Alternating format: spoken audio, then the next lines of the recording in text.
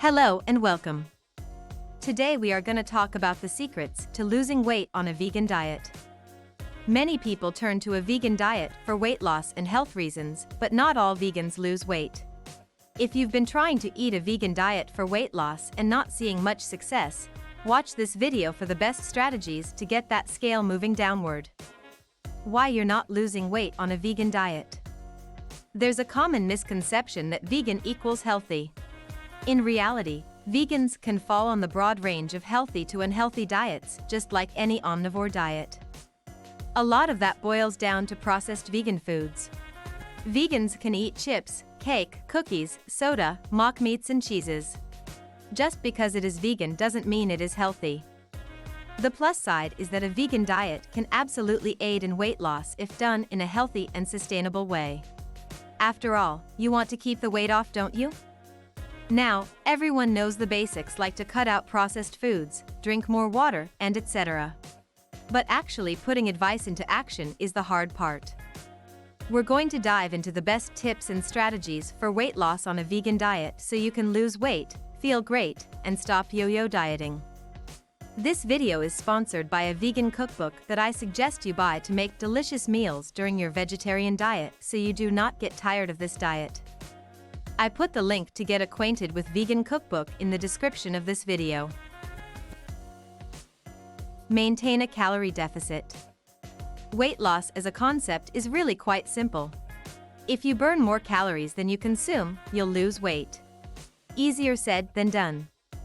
Let's start with ways we burn calories. Resting metabolic rate, like the calories we burn just to stay alive, like pumping blood or growing new cells.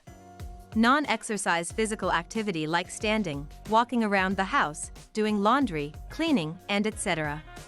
Exercise and diet-induced thermogenesis, like the energy it takes to digest the food we eat. Average calories out is supposed to be 60% resting metabolic rate, 25% non-exercise physical activity, 10% diet-induced thermogenesis, 5% exercise. Exercise accounts for only 5% of the calories we burn. This is why we can't outrun a bad diet. To burn off one donut, you'd have to walk for close to an hour or run for 23 minutes. Plus, exercise, especially high-intensity ones, rev up our appetite and can actually cause us to eat more and unintentionally move less over the following few days. There's no need for intense exercise, but a little daily movement is good for health in general. The good news is you can lose weight without exercise or spending hours in the gym. Move more, but don't make it your main source of calories out for weight loss. Take a 30-minute brisk walk a few times a week or do some lightweight resistance training. What is the best time to work out? In the morning before a meal, if possible, tends to burn the most fat. If you can't, the next best time is 6 hours after a meal, like before a late lunch or before dinner time if you had an early lunch. Why? Carbohydrates are the preferred fuel for our bodies, which means after a meal they get broken down and converted into blood sugars. Our muscles then use them for fuel without needing to rely much on our energy stores of fat. However, when exercising fasted, our muscles dip into our energy stores, so we burn more fat while exercising. So how do we maintain a calorie deficit without focusing on exercise? Focus on the calories inside of the equation. Eat less than you burn. How can you maintain a calorie deficit more easily on a vegan diet? Focus on fiber. Fiber is 0 calories but filling and nutritious. Fiber is indigestible, meaning our body can't absorb it, and is often just thought of helping us with regular bowel movements. However, we have billions of little helpers in our colon in the form of bacteria that can digest fiber. When our good gut bacteria break down fiber, they turn it into short-chain fatty acids, SCFAs, that can be absorbed into our bloodstreams and bodies. These SCFAs play an important role in regulating our appetite, metabolism, and body fat. When we increase our fiber intake, it also leads to a decrease in daily caloric intake. Why, ask?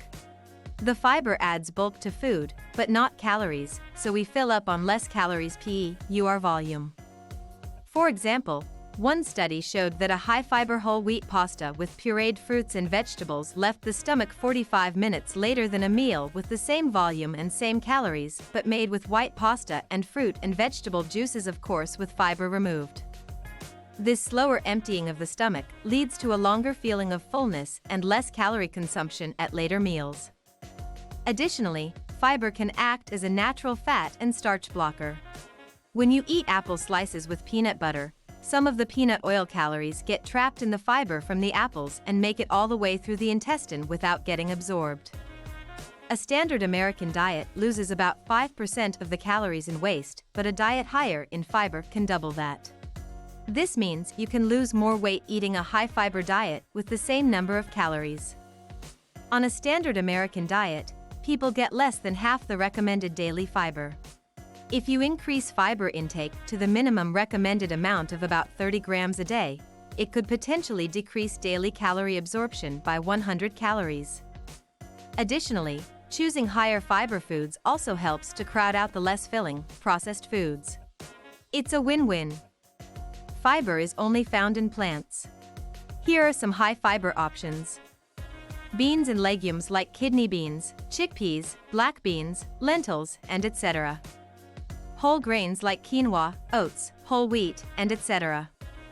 Nuts and seeds like almonds, walnuts, chia seeds, sunflower seeds, and etc. Fruits like avocados, pears, apples, and etc. Greens like kale, broccoli, Brussels sprouts, and etc.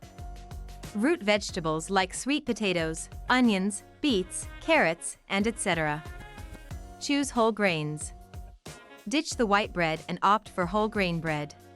My favorite is Ezekiel, which is a sprouted grain bread. No add oil or sugar and full of high-fiber grains. Same goes for pasta. Choose pastas made from 100% whole wheat or other whole grains. These easy swaps make increasing fiber intake a breeze.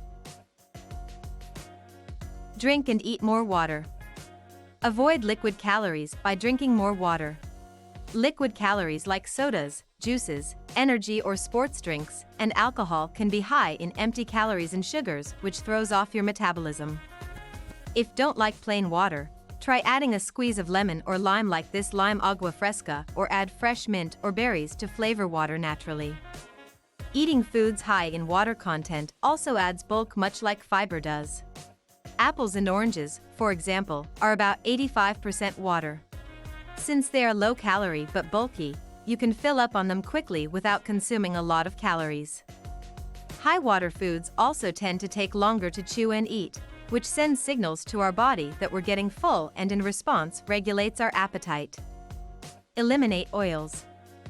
Oil is essentially pure fat. It's stripped of fiber and most of the nutrients that are attached to fiber. 1 tablespoon of olive oil contains 120 calories of mostly empty calories. Eliminating oil is an easy way to reduce calorie intake. When cooking, simply replace oil by sautéing with water, vegetable broth, balsamic vinegar, or soy sauce. The latter 3 also provide great flavoring without as many calories as oil. Eliminating added oils also applies toward packaged foods. If you see oil on the label, skip it. Most likely it's highly processed, low in nutrients, and high in calories anyways. That's a recipe for disaster if you're trying to lose weight.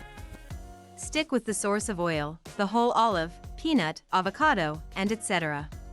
Eating the whole food provides the healthy fat we need along with the fiber and nutrients for a healthy diet.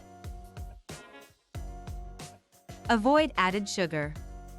Refined sugar is much like refined oil, devoid of nutrients and full of empty calories. Most packaged foods will have added sugar in some form.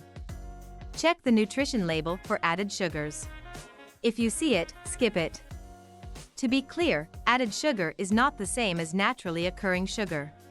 Sugar found naturally in fruits should not be avoided. Eat all the fruit you want. It has fiber to help blunt spikes in blood sugar.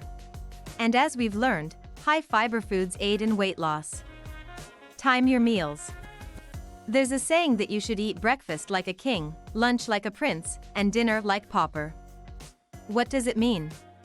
Front-load your calories in the morning and have a large breakfast, then a medium-sized lunch, and a small dinner.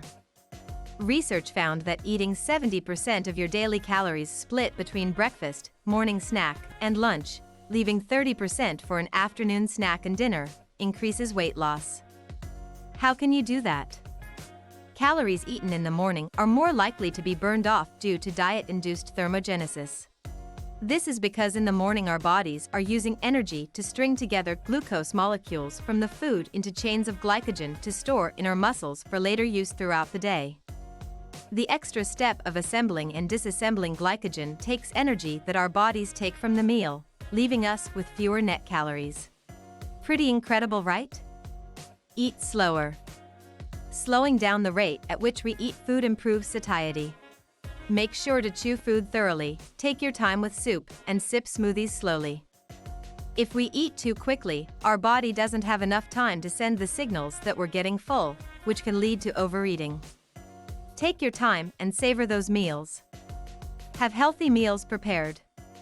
When hunger strikes, it's nice to have meals prepared within arm's reach in the fridge or freezer rather than succumbing to cravings and ordering vegan takeout. I find meal prep saves me tons of time throughout the week. Set aside a little time each week to plan out your meals.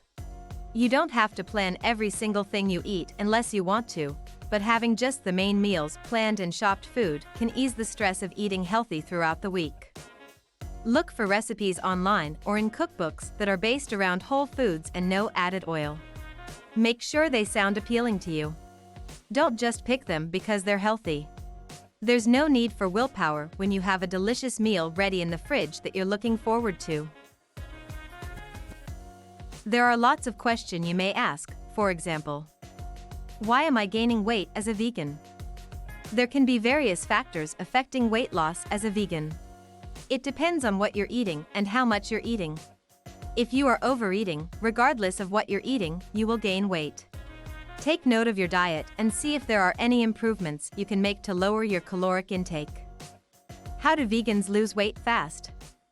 Vegans can lose weight quickly if eating a whole food plant-based diet. This involves eating foods in their whole, unprocessed forms such as fruits, vegetables, whole grains, beans, nuts, and seeds. These foods are high in nutrients, but low in calories compared to standard Western diets. This can allow vegans to easily be in a calorie deficit and lose weight rather quickly. Can you lose weight going vegan? While many people to see an initial weight loss by switching to a vegan diet, it is not guaranteed. It largely depends on what you were eating previously and what you eat after going vegan. If you started out eating processed junk food and simply switched to vegan junk food, you most likely won't see weight loss. However, a healthy plant-based vegan diet can be beneficial in weight loss and weight maintenance. How long does it take to lose weight on a vegan diet? Some people see weight loss after their first week eating vegan. Eating a healthy plant-based vegan diet can provide fast weight loss results if done properly. Should you increase protein in a calorie deficit? Research shows that high protein intake during weight loss has been found to have negative metabolic effects, which undermines the improvement of insulin sensitivity from weight loss. If you're worried about muscle mass, the best way to preserve muscle mass during weight loss is through exercise. Including resistance training, even just a few times a week, can help prevent more than 90% of the loss of lean body mass during caloric restriction. If you do want to add some additional protein to your diet, you can use a plant-based protein powder such as this homemade pea protein, made from yellow split peas. Just make sure that there's no added sugar if buying it from the store. Please, if you like this video, like it and share it with your friends so that this video can be seen by more people and you can help people like you who need this video. And also support us. And please ask in the comments your biggest problems about losing weight so that we can produce quality videos about them so that all your problems can be solved. Only this weight loss channel is enough for you and you can easily lose weight just by following and watching our videos from beginner to professional. If you are interested in this style of videos, please subscribe our page and click the bell next to it to be informed about our new videos.